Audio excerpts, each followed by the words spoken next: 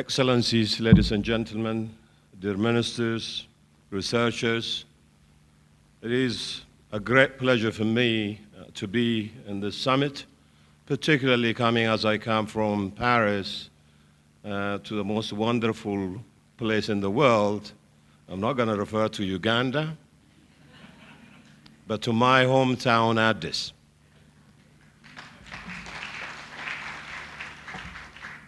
Allow me to begin by thanking the government of Ethiopia for hosting this important event. I would also like to thank Professor Sundberg and the team from the Merck Group, our principal partner, in organizing the second edition of the UNESCO Merck Africa Research Summit. I appreciate the opportunity to share UNESCO's views on what I consider to be one of Africa's critical development challenges: building viable scientific and research capabilities to address our health priorities, as well as to enable us to significantly participate in the pharmaceutical industry that is vital in strengthening human resources and in institutions of life and medical research. Healthy populations, ladies and gentlemen, are absolutely essential for the advancement of human development, well-being, and economic growth.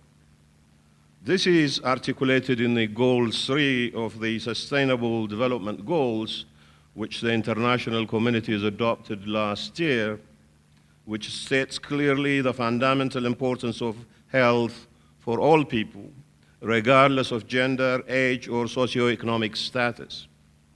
In the post-2015 world, the agenda for global health must change. It must address not just the proximate causes of illness and diseases, but the fundamental social, economic, and environmental determinants of health. And I want to underscore the importance of scientific research to tackle these challenges. It is now clear that lack of science, technology, and innovation capacity has hindered the attainment of several of the Millennium Development Goals, which we just completed before 2015. There are two key areas which must be addressed now to achieve the Sustainable Development Goals. First, the lack of local capacity to perform high-quality research on neglected health needs. And secondly, the ineffectiveness of current mechanisms for transferring research into health solutions, which can be disseminated to those most in need.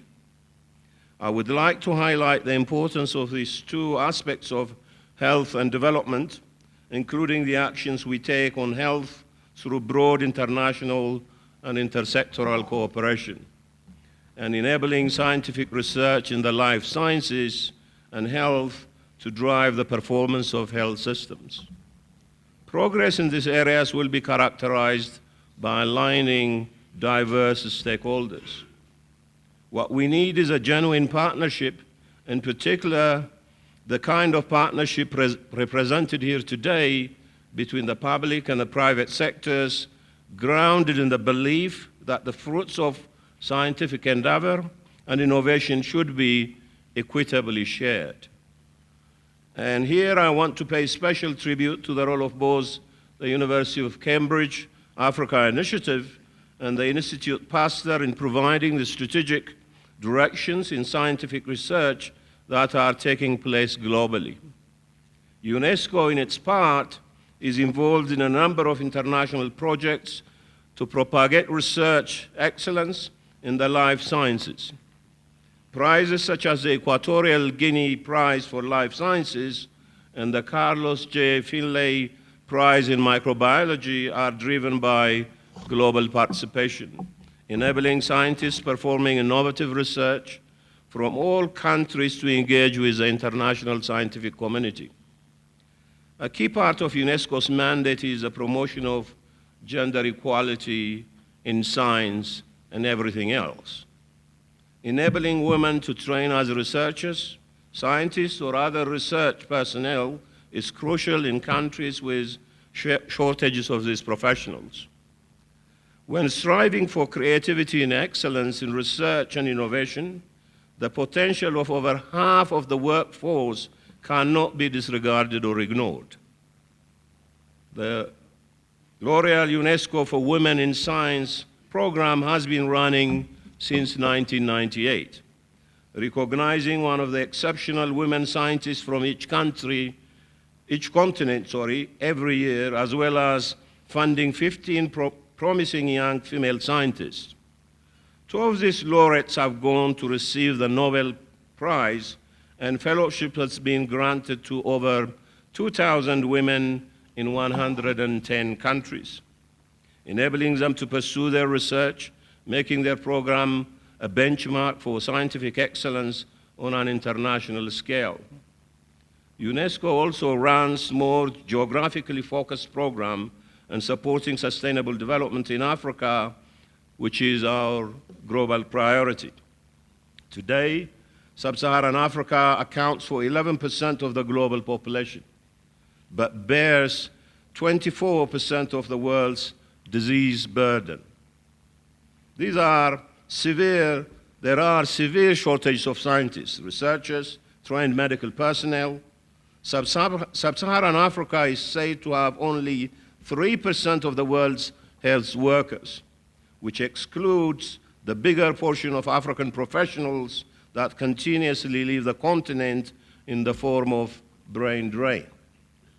It is therefore no wonder that the level of research and development is extremely low in Africa, in the range of 0.05% of global output, while life science and medical research and authorship of scholarly scientific work is almost negligible.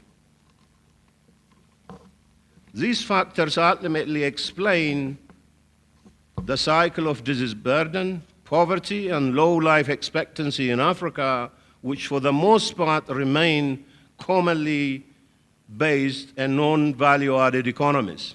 Africa's development as an international hub of research, excellence, and scientific innovation will not only require research institutions and funding, but also a critical mass of young researchers. The importance of science in education, in creating research leadership, is recognized in UNESCO's education strategy for Africa. Promoting science education at all levels is also intertwined with gender equality in science, as attendance rates are lower amongst girls and they are less likely to pursue science subjects, and this is a key area where improvements can and must be made. UNESCO has worked with the member states of the African Union on science, technology, and innovation strategy for Africa.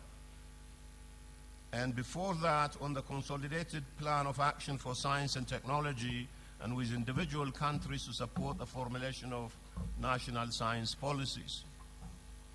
These activities strengthen the impact of research and innovation through regional and international cooperation, university-industry partnership, a focus on science education, and facilitating exchange between scientists and government to drive evidence policy making. UNESCO is also committed to responsible, high-quality scientific journalism, science journalism, excuse me. We recognize training for media professionals and have established a global network of television producers. This network places particular emphasis on HIV/AIDS and other infectious diseases, and the African branch has produced documentaries on the subject, which were freely distributed for public audience for raising awareness. Other major initiatives in public engagement are our international years. The International Year for Crystallography in 2014 involved schools and other groups of children around the world in activities raising awareness and developing understanding about a vital scientific discipline. These efforts by UNESCO are a small part of the overall picture, ladies and gentlemen. Our understanding of how to harness the power of knowledge, innovation, and creativity for population health and sustainable development has never been better.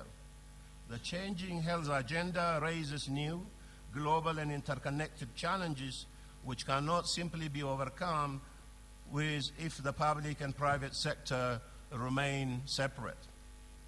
Fully functioning health systems require collaborations that sort of, the collaborations of the sort UNESCO and the Merck Group are currently undertaking.